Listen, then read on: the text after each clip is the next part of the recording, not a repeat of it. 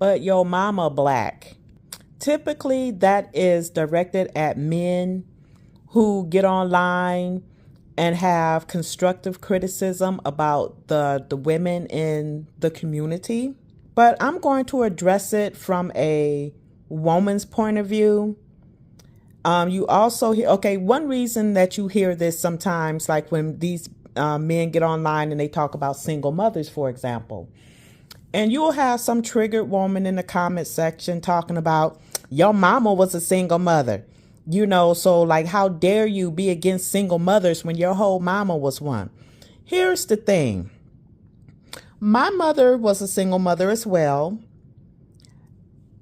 And what a lot of y'all don't seem to understand or care, I think that's the main thing. Y'all simply don't care. We have insight. The ones of us who speak out on single motherhood, we have insight from a child's point of view. And as I've said on my channel before, I said I was 14, but when I really thought about the year, I think I was 16 actually. I said that I would not be a single mother, and I kept that promise. Because as I've said before, as a Gen Xer, I remember growing up during a time where being a single mother was still frowned upon. Even though we lived in the quote unquote projects, we lived in a predominantly middle class to well-to-do white community. And, a lot of times those communities tend to have pockets of black areas that's, typically single black mothers. And I remember many moons ago, I was a kid, I would say I was about maybe 10. And a couple from the church, a family from the church invited us over for dinner. It was my mother, my brothers, and I. And like I said, I had to be about 10 years old.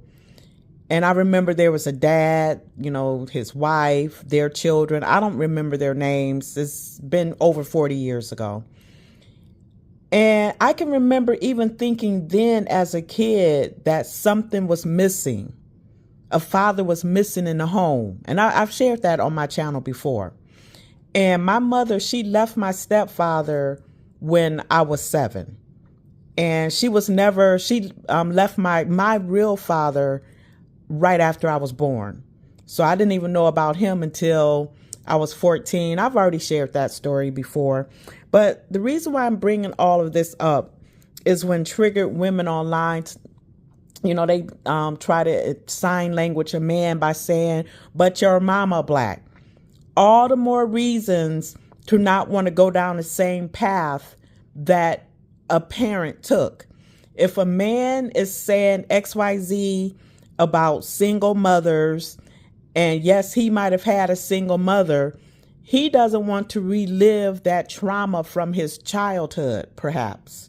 And I know a lot of black women will say things like, well, you need to get over it. You're an adult now, as if many of you all aren't living in traumatic situations yourself. You're trauma bonding with the wrong types of men. You're having children and choosing to raise them by yourself. You're repeating what your mother did.